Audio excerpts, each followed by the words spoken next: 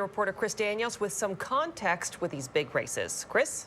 Yeah, Mary, we went into this election wondering if Seattle was going to take a shift to the left after a primary election and polling suggesting socialist Katie Wilson beating the incumbent mayor, the moderate Bruce Harrell. But he has now extended his lead, despite other races suggesting voters are upset with the status quo.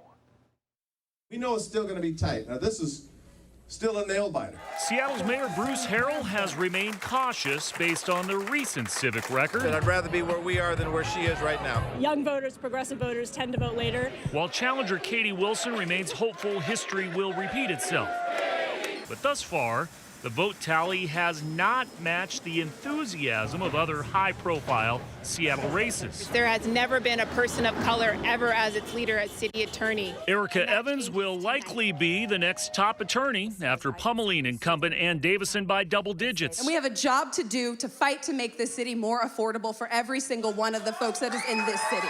And Dion Foster likely did the same to the incumbent city council president, Sarah Nelson, part of a slate of candidates that ran campaigns focusing on affordability and federal issues. I think it represents a shift. I think people feel particularly frustrated with the direction our country has taken under the Trump regime. It means that the council will welcome 3 full-term progressive members, tilting the axis from a more pro-business, pro-public safety entity to one that will likely discuss new taxes and housing as priorities instead.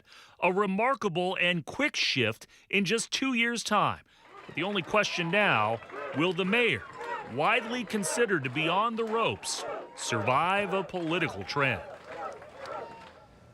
So important context here, about 20,000 votes were counted today in Seattle, and Harrell's lead grew by 3,000. So as we noted at the top of the newscast, he's up 8 points. He was often tied to the Seattle city attorney and council president in this campaign cycle, but the city attorney, Ann Davison, is losing by 25 points, and council president Sarah Nelson is losing by 16 points, which makes these numbers today more interesting based on what we're seeing in the mayor's race and then those other races. So, Chris, we know ballots are still being counted and will be counted in the coming days. We also know that we've seen in the past late votes tend to go to candidates perceived further to the left.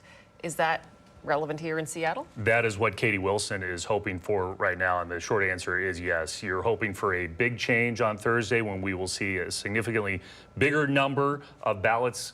94,000 ballots received by King County elections just on Tuesday, and City Council candidate Tanya Wu, we know from history, when she ran for City Council in 2023, she was up 9 points on election night. She ended up losing. We also know before that, back in 2019, Councilmember Shama Sawant in the city of Seattle, in a re-election bid, she was down by 9 points, and she ended up winning with the late count. The different dynamic here, and it's important to point out, this is a citywide race versus a district race. So that's why if you're Bruce Harrell, you're probably feeling a little bit more confident tonight. But we did see that Katie Wilson has posted on X already that she is still hopeful about these numbers today.